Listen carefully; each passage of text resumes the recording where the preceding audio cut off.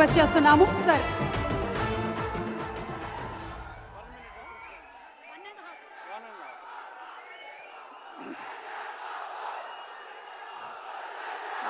ఆయన మాట్లాడతారు, ఒక్క నిమిషం.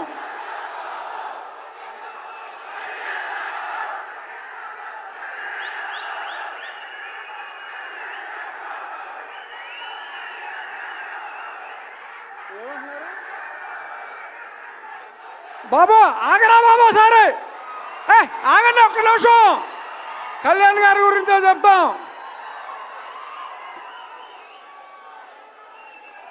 సినిమా రిలీజ్కు ముందే ఆంధ్ర రాష్ట్రంలో ఉన్న ఔరంగజేబు లాంటి వ్యక్తిని జయించడంలో ప్రముఖ పాత్ర వహించి ఇప్పుడు రియల్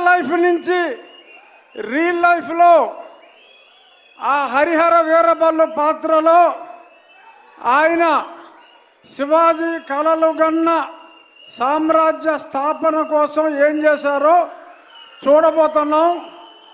ఆయన కెపాసిటీ ఏంటో చూపెట్టి ఇప్పుడు సినిమాలో ఆయన స్టామినాని చూడటానికి 24 ఎప్పుడు తెల్లారుతుందా అని మీ అందరితో పాటు నేను కూడా చూస్తున్నా.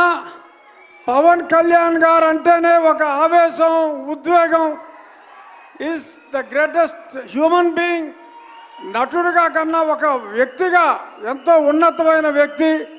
ఇక ఏఎం రత్నం గారు స్కైలాబ్ వచ్చి మీద పడుతుందన్న పన్నెవన్ రాజు గారు మనకు ఇబ్బంది లేదు అని అంత ధైర్యం ఉన్న వ్యక్తి.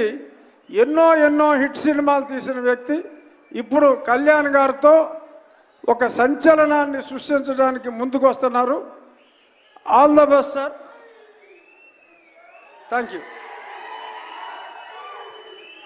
మంత్రివర్యులు శ్రీ కందుల దుర్గేష్ గారిని మాట్లాడవలసిందిగా రిక్వెస్ట్ చేస్తున్నాం సార్.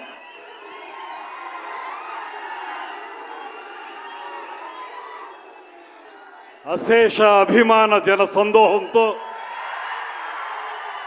అద్భుతమైనటువంటి మాస్ ఫాలోయింగ్తో, అగ్రశ్రేణి కథానాయకునిగా ఒక పక్కన, మరో పక్కన పేదవాడి కంట కన్నీరు తొడవటమే లక్ష్యంగా రాజకీయ రంగంలోకి వచ్చి, రాజకీయ రంగంలో సైతం పేదవారికి అధికారం తీసుకురావడానికి నిరంతర నిర్విరామ కృషి చేస్తూ ఇవాళ మనందరి అభిమాన ఉప ముఖ్యమంత్రిగా ఈ రాష్ట్రంలో గ్రామీణ ప్రాంతాల్లో కానీ పేద ప్రజల అభివృద్ధి విషయంలో కానీ నిరంతర నిర్విరామ కార్యక్రమాల్ని నిర్వహిస్తున్నటువంటి శ్రీ కొణిదెల పవన్ కళ్యాణ్ గారికి,